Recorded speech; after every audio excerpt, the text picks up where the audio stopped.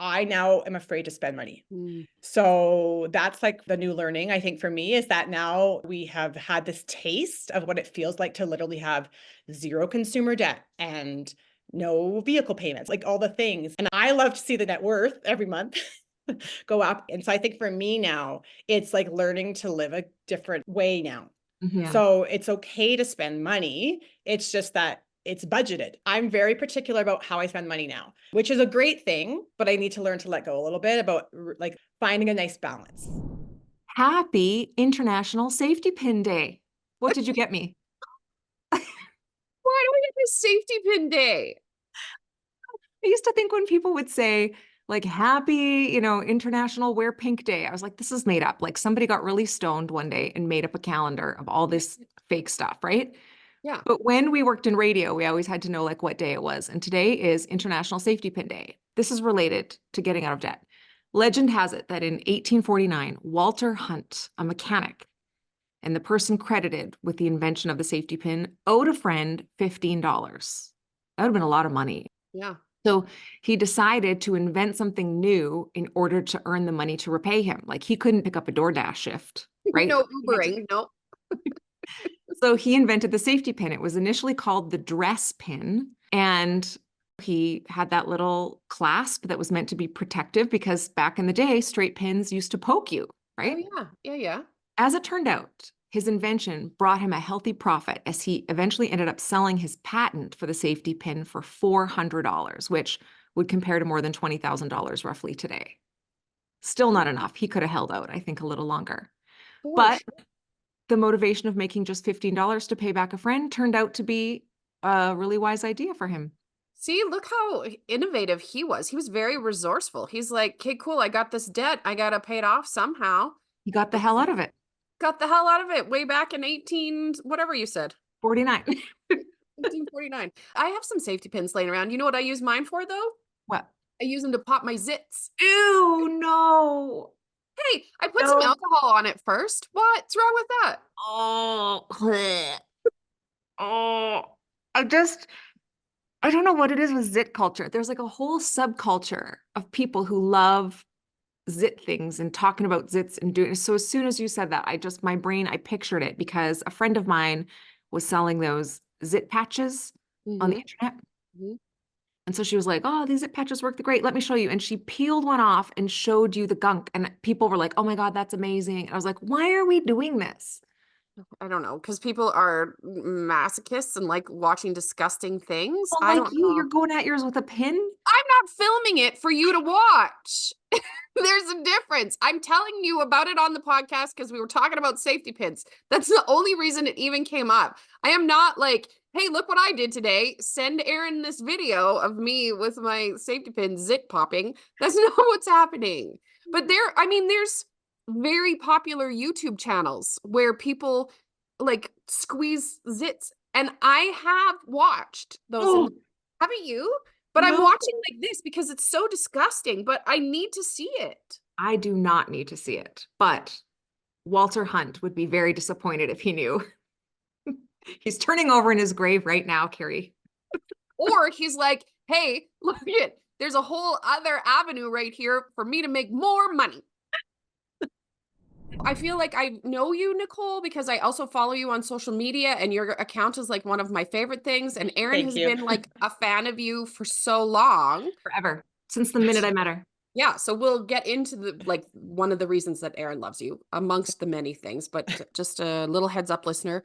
Nicole is also an author, so stand by for that. But tell me first how you met Erin. How did you even find her? Where did the two of you connect? I found her. Oh, you did? I moved across the street from her. No way. I did not know that. Almost like door knocking. Yeah. Remember when I moved to that neighborhood, Carrie? My kids were really little. The child that was just diagnosed on the spectrum had occupational therapy, speech therapy, physical therapy, like all these people coming and going from the house. And in the previous neighborhood, by law kept getting called because people thought we were like drug dealing. And I was like, no, my kid has all these therapies. So I got ahead of it when we were moving into Nicole's neighborhood and I mailed out something to every neighbor. Like I just drove by the streets and wrote down every address and then like mailed a card and said like, 123 Smith Street. I was like, hey, we're moving in, like put our pictures on it. I was like, just so you know, we have like occupational therapists, speech therapists, and all of that coming to the house. And like, so, but come over and say hi anytime or whatever. And Nicole is an educator and works in education. So she like gets it. Like she had kids my age, our kids are the same age.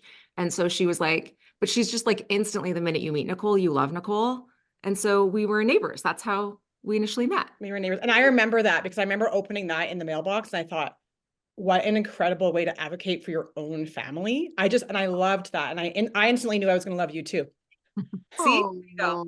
Well, it's been so many years. I feel like you guys have known each other for a long time. Like you forget the origin story sometimes. Yeah, lots of waving across the road because Erin was obviously super busy coming and going. So were we. So lots of waves. But yeah, she was an amazing neighbor. Lots of times parked in her driveway. I don't think I ever had Nicole into my house, and I don't think I ever went into her house, but we saw each other in the street a lot because, of course, I was like, okay, bye, traveling, goodbye. Okay, so it was your husband, though, that went to a transformation weekend first. He went to like, I don't even know if it was called transformation weekend back, like Erin, I'm not sure, but like, I remember I had the 4 kids between Natasha's family and my family, and the 3 of them went to this, I think it was 3 hours actually. It was like a daytime thing.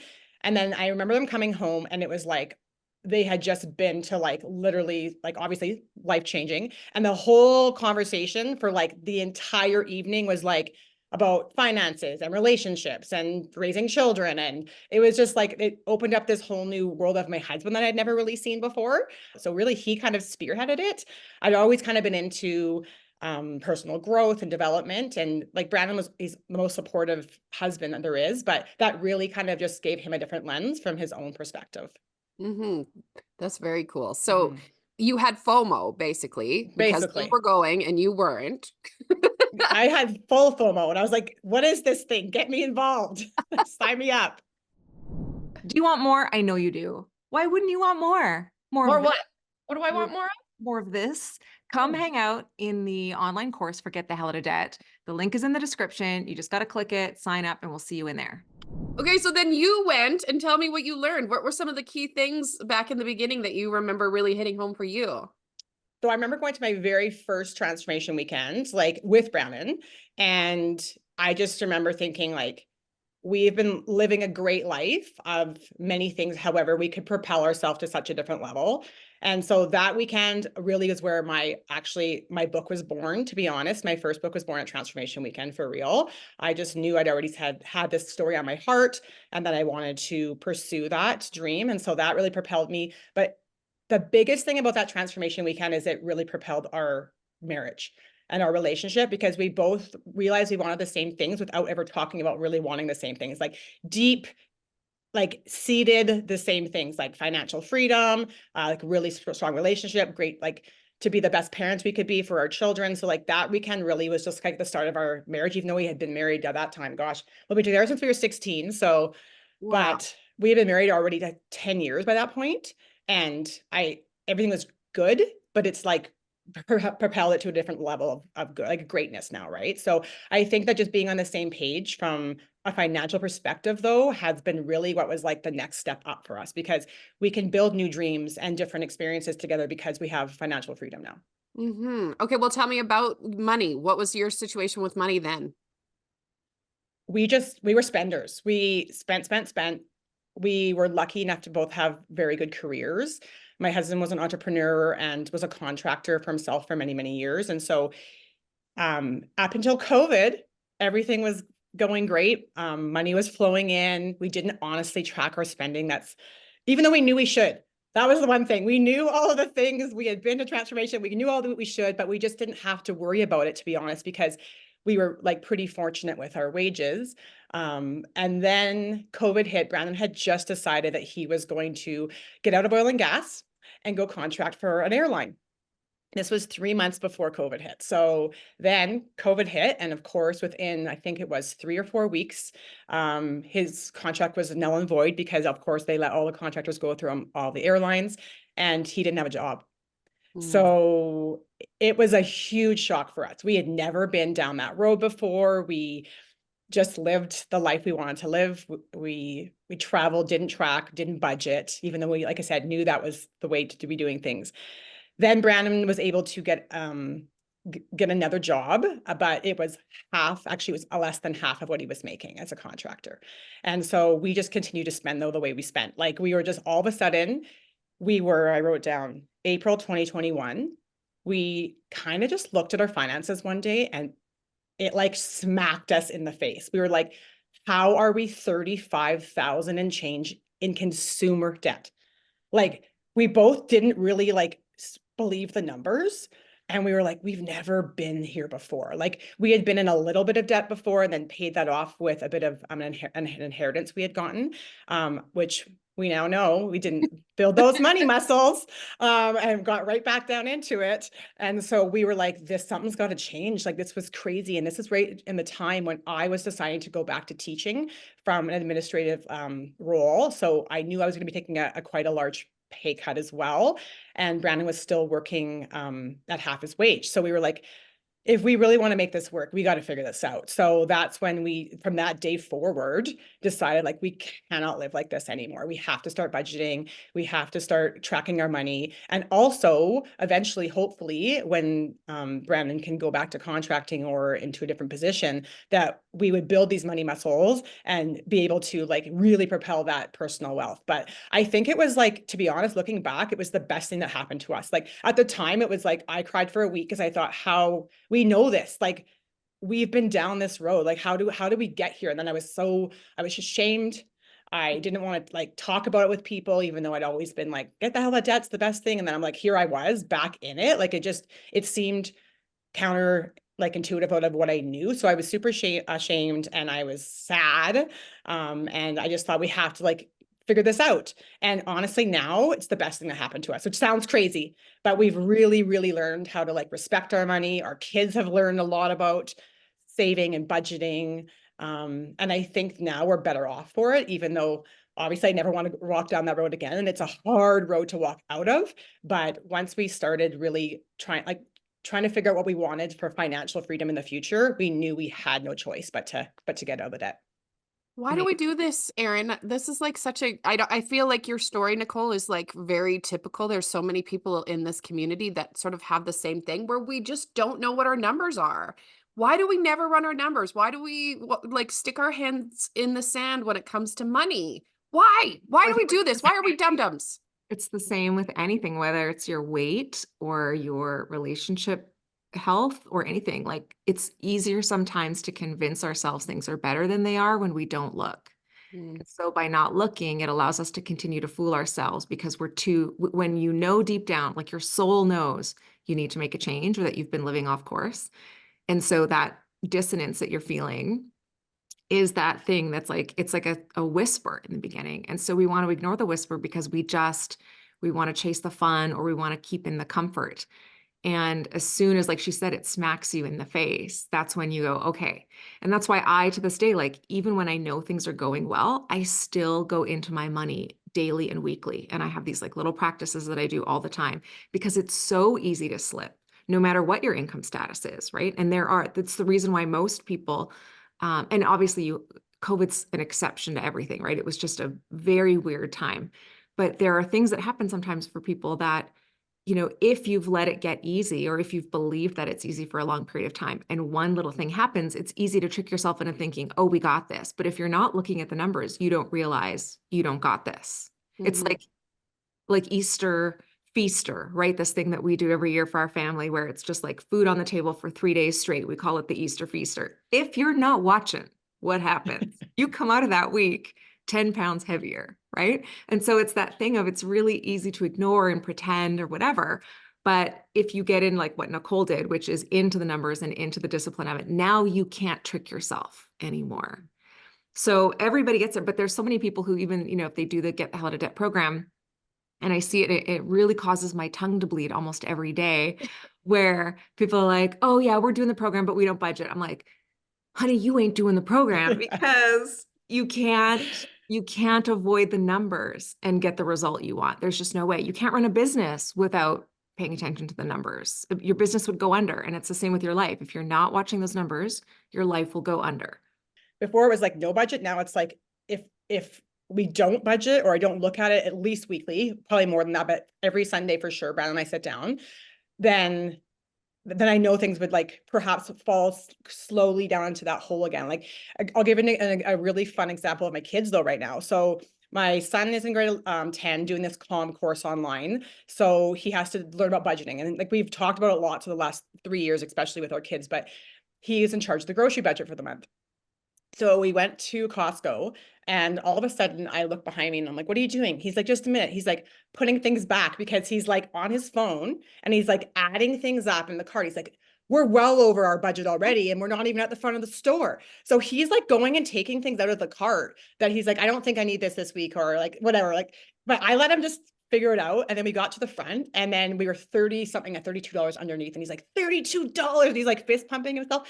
I was just like, this is what I want him to build now. And that's the thing. Like I come from a home of a budgeting home too, which is why it felt so wrong when I was out of that practice because I grew up in a budgeting home. So it felt now that I wasn't teaching my kids what I had learned. So now fast forward those 3 years of us being really in that deep dive dip of debt. Now my own kids are starting to like figure out where the money's coming from. And also we have like a vision board in our home as a family. So we have a trip coming up. So we're paying only cash for that trip. So the kids know that when they can give up little things, then we're getting something in return as well. So they see the respect that we have for money, because if we want to do the things, we got to give something else up. Yeah. And that's just something they're learning. That's amazing. I love all of that. I love that your kiddos got a calculator at Costco. That's Yes. so fun. That's amazing. It was fun. So Okay, so you tell me what you did first when you finally looked at those numbers and you realized it's $35,000 in consumer debt. What did you do? What were your first steps?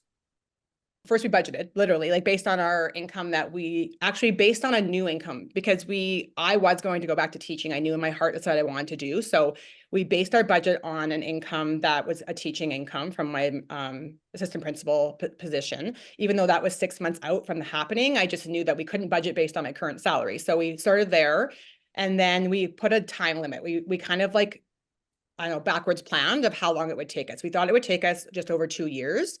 Is what kind of we had given ourselves some leeway. But Brandon really thought we could do it in a year and a half. But I was like almost nervous that if we didn't get it done in a year and a half, then I don't know. So I like was at this 2-year thing. He always in his head knew he wanted a year and a half. And then we really just started having to live a life like at the means that we could afford. So it meant not, we're very social people. So it meant going out with our friends a lot. It meant less of that. It meant not purchasing like consumer items on Amazon or whatnot. It meant if we were on hockey tournaments, my son's a very competitive hockey player, that we were perhaps not going out for every dinner with the team. So it became choices that we had to make that we were not used to making, especially social choices were super hard for us. But in the end, we knew that that debt-free was going to be so much better than all of these different social events we could do. And then it's not that we didn't do them, we just had to really lessen them. So we would like pick one thing a month that we really wanted to be involved in, and we would still go and do that. So just priorities really shifted and changed. But again, we tracked every single penny. As well as I really got involved in Marketplace and started selling so many of the things that we had in our garage and our basement.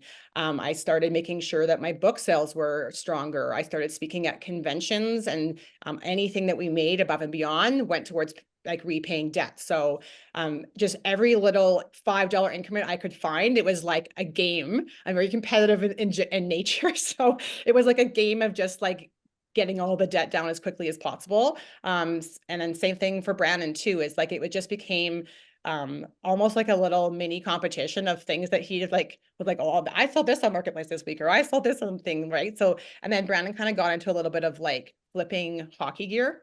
So like finding things and then being able to like make a bit of a profit on it, and then putting whatever that profit was back towards your debt. So we basically got creative. And because I was lucky enough, because I had my books, I could And I had them all in my basement. Like I had at that time over about 4,000 hardcover books in my basement because I had pre-bought them all, which was also a little bit of a contributor to the debt. I thought I have money just sitting there, but I have to work for it. So that's like like I said, I started like really pushing different organizations or school groups or speaking at conventions so I could sell more of my books and then put all that money back onto debt as well. Amazing. This is so good. They're phenomenal books. So just Thank a you. reminder to do that. Yeah. Tell me about this books now. So I know that I talked about it at the very beginning when we first started our chat. Tell me about the books. Like you said that this was something that you knew you always wanted to do, at least the first book, right? Yes. I knew I always wanted to be a children's author just because I had grown up loving to read, and I was always wanted to be a teacher since I was 5 years old. So I got into teaching, and then there was a point in my teaching career fairly early on that I really burnt out and saw a lot of teachers around me burning out. And then I remember the day that I was at school and I just was like, not perhaps that moment the best teacher. And I remember looking at my son when I got home and I thought, like, he deserves a better teacher than I'm giving right now. And so do all the kids that I'm teaching. So it was like, it totally changed my mindset, to be honest, just as a teacher overnight and as a mom, that I knew I had to do better for kids and better for my own kids. And so, but then eventually this kind of idea started where I was looking around and I was seeing different things that I was seeing in education. And I was like, I knew that the story kind of was like in my head about I wanted to give back to teachers, but then share my own story of kind of teacher burnout early on, but then inspire others to kind of have a look in the mirror as well.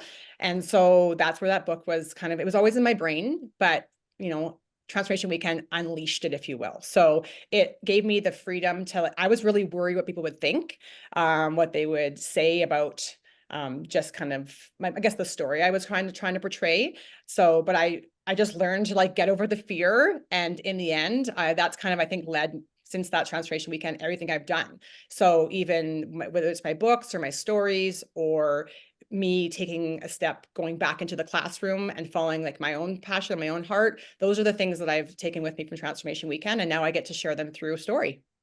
I feel like you did it really quick too. Like you said, you went to a transformation weekend and you were like, I'm gonna do this. It was the kick in the pants that you needed. And you went and did it. And then by the time you came back to like the next transformation weekend, wasn't it already like a done deal? Done. It was done. Yeah. Yeah. That's amazing. That's so cool. I do remember that. I think that was like the first one that I went to, the first full one. And I just remember that Erin had you stand up like multiple times because she was like, look at what you can do, people, if you put your mind to it. You were like the poster child for Transformation Weekend that year. Thank you. I want to just say something else about the getting the hell out of debt is that during that time where we were in like the depths of like, oh my, despair really, because it felt horrible for a long time until we started seeing those low increments. My husband and I did 75 hard, which I really think for us, it's like a program where if you follow Erin, you would know what it is, but it's like where you do 2 workouts a day. You read 10 pages of like a self-development book, all the water, all the good food, all the things, right? It's like pouring into your own life again, but then we did it together. So every morning when we walked at 5:30, we talked about finances. So that like we dreamt about finances, we dreamt where we would be when we got the hell out of debt. We dreamt that we wanted to downsize, but because we always wanted to move to a smaller town, but we didn't want to downsize till we got out of debt because we knew it had happened before. We knew that before when we got that, we were in the debt, not as much as this, but we had gotten out because we were lucky enough to get some money. But then look where we were again. So we knew that we had to like work through it on our own, get out, and then move to the small town and downsize our house. But at the time, it would have been easier for us to sell our house and pay off our debt. But we knew that was going to just get us right back into where we were. So we waited. So we got out of debt October 2022. And then So Brandon wins 18 months. It was 18 months. It was 18 months. I know. I'm just kidding. This one I'm glad he won. I'm pretty competitive, but this one I was glad he won. So that's good. He was right. And then we sold our house July 2023. And we did not buy a house that the bank told us we could afford. We bought under that. So we knew that we were not going to just go into another big mortgage. We knew that we wanted to buy, we had built 3 homes, and we knew that we wanted to buy a fixer upper this time, for a new experience, in the neighborhood we really wanted though. And it has been the best move for us. But the best thing for us is because what we made on our money or on our house before, we either put some into our obviously new house, but then or invested it, the rest of it. So that's why our investments have also gone up as well, because we were able to put a big chunk down on our new mortgage, but then also invest it as well. So I don't think that we would have done that before. I think we would have sold our house, paid off the debt, the consumer debt, and then bought a house that was more money and moved, like just kept kind of propelling that same cycle we've been through. But this time we were like, no, for us, financial freedom was what we really wanted. And that was our big goal. And we really figured that out through 75 Hard, because by the end, we're like, what do we both want? And it was exactly the same thing. It was financial freedom. That's amazing. Yeah, I was big into 75 Hard for, I was like, I think one of the first people that I knew that was doing it. I didn't know anyone else. So I had to tell everybody I knew, because I was like, hey, come do this crazy thing with me, because I was all alone. And so I did it myself in 2019. Like, I just wanted to make sure I could do it. And then I started to tell everybody. And I think even during the pandemic, it was such a great thing to do, because in a time where you don't have any control over anything, it feels like it gave you sort of your own autonomy, your own economy, your own life to kind of control for a little while. All you had to do was follow those things for 75 days. And they were crazy things. I mean, they are crazy things. But I think if you are going through a season where you're feeling like you're lacking discipline, doing a 75 Hard is such a great way to really pull yourself back together and really show yourself what you're made of. Yeah. Yeah. It brought clarity. Yeah. I love that. You have to, I feel like this is too good to be true almost, Nicole. Like, you're talking about Brandon and you're saying how well you guys were on the same page from like the beginning. He's pretty cool. Did you ever fight about money? Did you ever disagree? Yes, we still fight about money, because at times, not fight is maybe the wrong word, but I now am afraid to spend money. So that's like the new learning, I think, for me, is that now that we have had this taste of what it feels like to literally have zero consumer debt and no vehicle payments, like all the things. And I love to see the net worth every month go up, as does he. But he also is like, but we've gotten here and we're still propelling. But there's money in the budget fund. But I want to save all the fun money. Like, he's like, okay, but like, we still like, but we've planned for this, and we like, it's okay. And so I think for me now, it's like learning to live a different way now. So it's okay to spend money. It's just that it's budgeted. So I'm not going out, for example, like for dinner with my friends all the time, and for like just going and shopping and like different things that I used to, I'll be honest, find it super easy to do. Now if I'm going to do it, I have to plan it. So I'm like, okay, I can go out maybe once this week, or like I might be able to buy this new pair of jeans next week. I don't know. Just like, I'm very particular about how I spend money now, which is a great thing, but I need to learn to let go a little bit about, like, I guess, finding a nice balance. Right. Yeah. Yeah. Yeah. So it's the mentality that it's like, previously, when it gets easy to spend money, the credit card's picking up the slack. And now you're in that place where the credit card's not picking up the slack, but you're equating that old mentality with this new mentality. However, the approach is different. So we have to remember, you're using cash now. It's okay if the cash is there. But I get that that's a bit of scarcity built in, because you had a big COVID scare, like you had a big debt awakening, right? So you just don't want to get slapped in the face again, and neither does your nervous system. So your nervous system is just like, hang on, Nicole, hang on. So it'll come. It'll come. Yeah. And I think for us right now too, is that like planning for that next bit of our journey is that eventually I'd like to take a year off, like a gap year for me, a mom gap year. I want to be like, take a year where I can like really be there for my kids. Like, I'd love to take Jackson's grade 12 year off, would be my hope right now. So we're kind of trying to plan for that as well. So, luckily Brandon is now back into a different, workforce and back to kind of where he was before COVID. So that's like been freeing for us as well. So the hope is I can take it off that year, and we'll see. If I can't, I can't, but financially it has to work for us too. Right. Whereas before I might've just been like, no, I want to do it. I'm taking it off, and then just kind of see how things go. But now it's like, we're starting to plan for it now, 3 years out. Amazing.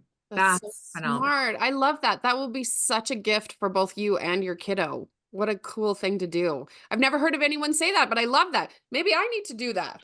Don't you think all teachers deserve a sabbatical though? Like a year off? Like every 5 years, you get a year off. This is what when I say that I follow Nicole online, I think one of the coolest things about you is just how much you love what you do.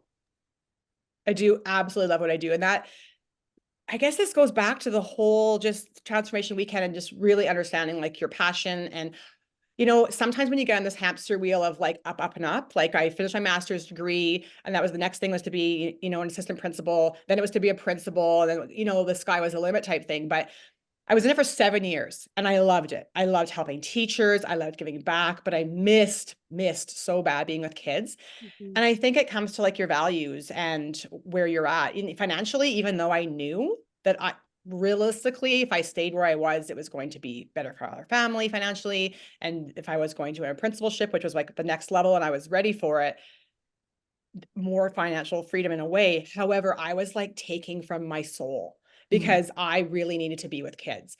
And I remember like being at a Tony Robbins event one time and he talked so much about passion and like where you're meant to be and to be where your feet are and all these different types of things he was saying. I was like, I need to be back in the classroom. I need to be back in the classroom because the joy was not really there for me as an administrator. Yeah, sure, it was making a difference, but it wasn't what fueled me.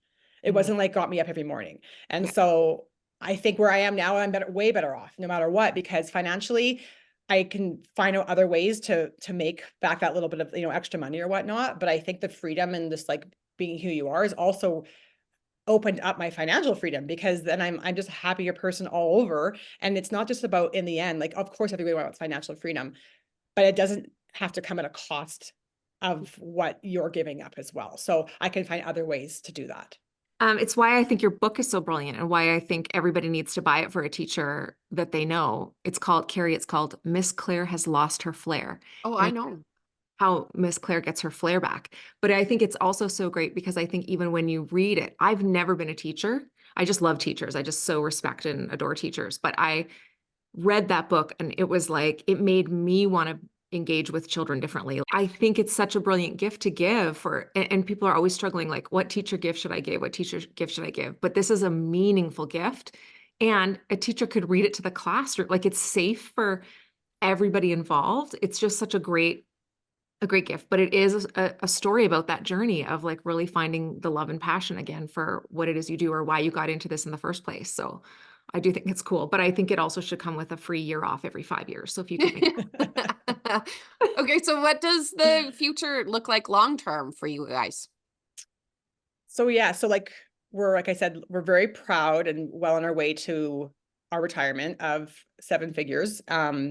And so right now, I think what we're really working on is kind of the next stage. So we've just kind of gotten into this phase 3.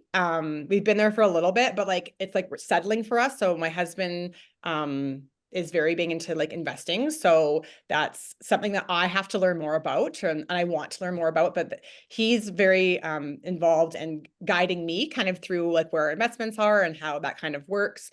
Growth mindset of that our money bunnies can continue to keep growing. The sky's really the limit right now. I think that I think we have to figure out kind of what our new reality is because we have gotten out of debt and we have always paid ourselves through retirement funds or like into investments. So I think for us is we would like to still retire relatively early. That's on the plan right now. So we don't want to be working until we're 65, 70. The number right now is it's hard to say between 57 and 60. We'd like to like lower that a little bit if we can.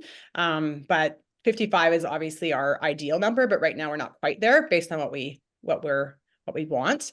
And also I would like to open some kind of nonprofit down the road to do with giving back to education in some way. So there's like lots of different things we have kind of like dreaming right now, but nothing that we've like stuck to a wall yet. So we just know that both of us want very similar things and we'd love to we'd love to travel. So for us, we usually do one like trip a year. That's still that's budgeted for right now, but then we'd love to retire at that little relatively early stage so we can spend time traveling around.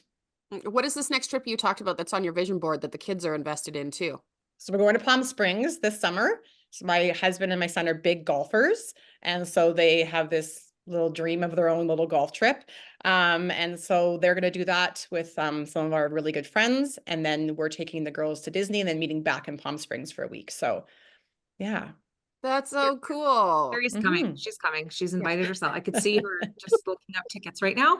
It doesn't matter where anybody says they're gonna go. Like you could say you're going to Yak. I'm gonna go too. Like I want to go anywhere. I'm also on board to go and do all the traveling.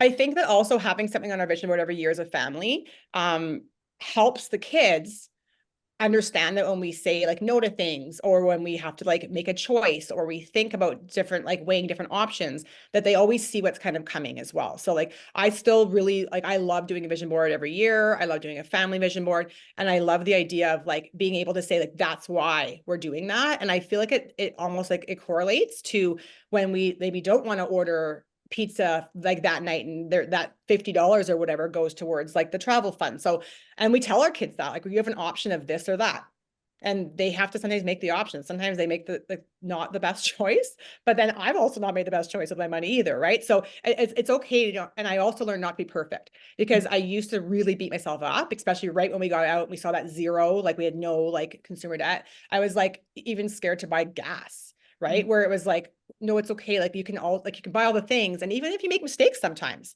like I overspend one month, I know that next month I have to be under. And like, that's what I know now, is that before I might've like overspent and been like, just kept overspending. But now when I catch myself, I don't beat myself up as much. And then I have to like, okay, but just make sure that next month that you like make those tweaks and not overspend. Awesome. You said that your son is a goalie. So those fees and expenses and everything related to that, I know, are huge. Yes. And you know what's so interesting is he needs new goalie pads again next year, because he's growing like a weed, but he now just got his first job. Mm. So yes, so he was like, we didn't actually even ask him to get a job. We said like, you know, your school is first for you or whatnot. He's really like, heavily competitive sports, but he's like, Mom, if I got a job for just like my non-hockey months, then I can buy the pads I want. Cause like, he's already thinking, because like where we told him like where we would kind of like start, like what we would contribute, but then he was like, but he wants these. So he knew that he was going to have to go out and do something. So he has a summer job working at a golf course, which is the perfect job for him, because then he only has to work for those 3 or 4 months, and then he can be finished for the year and then go back to school into hockey. So just for him even to come to us and say, can I like apply for a job? We're like, of course you can, if you can make it work. And so because he has a vision now, what he wants to do with his money. So I hope that our kids are starting to see that by building your money muscles, that it does make a difference, and you can buy things that you really, really want, or also like save for the future. I love that. Well, Nicole, this whole thing has been super inspirational. Just to wrap up, can you tell me what meeting Erin then as your neighbor has meant to you? Oh, I'm not I a very got good neighbor, just so you know. Unless you want financial advice, but if you need a cup of sugar, you're knocking on the wrong Yeah, door. you were just never home. That's all. If I could just keep knocking, you would never be there. Meeting Erin for Brandon and I has really like it truly changed our life. Like when people say that, like it's for us, it's 1000% true, because I know we would not be in the same financial place, the same relationship place, the same parenting place. For me, I 100% know I would be stuck in a job that I still don't love, but Transformation Weekend and Erin gave me the chance to like really just live life on my own terms. And I don't worry about what other people think. And there is something in that Erin has always like kind of propelled to me, is that like, what in your heart is speaking the loudest? And it's funny because my dad, he's not a very sentimental person, said the exact same thing to me when I was making this decision about going back to teaching. He's like, take everyone else's opinions out of it. What's your opinion of your own life? And I remember thinking that's something that Erin would say to me. And then when I made the choice, it was like, it felt right. And that's everything I think that Erin's taught us, is that it feels right. So when we use all of her tools and tricks and tips, like it feels right. And yeah, it's hard work. It's hard work, but when you stick to it, like you see the benefits. She is phenomenal. She is. I have a question though for you. Something that I thought about while we were talking to Nicole was when she talked about how they set out a plan for how long it was going to take them to pay off their debt. And Nicole said, let's do it in 2 years. And her husband said, let's do it in 18 months. Mm-hmm. What is your advice for what we should do when we're planning that way? Like for me, I always write things on my list that I can cross off right away. I want things that are attainable and easier, and I want to be able to cross things off because I want to get there. But should we be aiming higher so that we, are making ourselves work harder to get there? So here's my rule. And also I know that you will even put stuff on your list that you already did so that you can cross it off. So you're like extreme on the other end. Absolutely. But here's how we set any goal. So there are 3 things that a goal must be, okay? It must be trackable, which money goals absolutely are. It must be entirely in your control. So you can't be like, I want to win the lottery. Like none of that's in your control. And the third thing is it must make you pee your pants, meaning it must make you nervous. And so one of the ways you make a goal pee your pantsable is if you know reasonably you can do it in 2 years, you squeeze it. And so I would usually say, do it 20% over what, or if it's an amount, like let's say you're like, I'm going to save $10,000 in the next 6 months. Well, make it 12,000 so that you're squeezing and you're requiring more of yourself. You have to dig deeper in order to solve it or to make it happen. And so I do think that that part's important. And her husband knows that stuff, right? Her husband's very urine worthy, very, he's like, he's really great. He's not scared of urine. He's not scared of peeing his pants. Yeah, her husband is so brave. And he's also the kind of guy who he's not risk averse. I mean, he is risk averse to a certain degree because he, takes care of his family and all of that, but he's always been somebody who will be driven and will push himself harder than the average bear. So I can see why they get along. So, I mean, they've just always, when she said they fought, I was actually shocked because I was like, they're like the most incredible couple and they are absolutely obsessed with each other even to this day. But I think, he was right to do that. Because if it is, there's this SMART goal bullshit out there idea, right? Where you set goals that are, reasonable and attainable and time bound and all of that nonsense. Well, as soon as a goal becomes reasonable, it also becomes reasonable not to do it. If it's, Jim Rohn used to say, if it's easy to do, it's also easy not to do. And that's where we get screwed up. It has to be intense enough that it drives you to get out of bed every day. And so pushing the time. Because worst case scenario, yeah, if you screw up, you're still at 2 years. But if you take 2 years and you screw up, now you're at 3 years and you're losing out on so much precious time. They're going to hit 7 figures in their retirement pretty quickly. And that comes from putting that kind of pressure on yourself. And so if you don't put that pressure on yourself, you're just going to be floundering. Mm-hmm. All right, fine. I will go back and revisit my list and make sure everything is pee my pantsable. Yeah. And so but here's the thing, right? It's still cross-outable on the list, but it now, instead of waiting for stuff to happen, like what a lot of people will do is they'll math it. And so they'll go, okay, reasonably, according to math, I can be out of debt in 2 years. But what you do then is you go, what can I do today to even get $5 closer? So that becomes the cross-outable action, which is I'm going to go through my closet. I'm going to find something I can sell for $5, put it on the doorstep, let somebody from Facebook Marketplace pick it up and put $5 under the mat. Boom, I'm $5 closer. So it's like that little pressure daily becomes the cross-outable action. It's the moving the needle a little bit every day. That's where the pressure comes from. Because otherwise, if you just wait for the paycheck to hit and then you allocate all the money, you're still living paycheck to paycheck, but in a different way. That's so smart. Okay, good work. This is why we come to you for advice, because I still get to cross things off. Did you see me? Like my shoulders slumped down and everything. And then you were like, wait a minute, you still get to cross things off. And I sat up a little straighter. See, you come to me for all the boring life stuff, and I come to you like a good neighbor for all the cookies and all the baking and all the stuff I didn't give Nicole.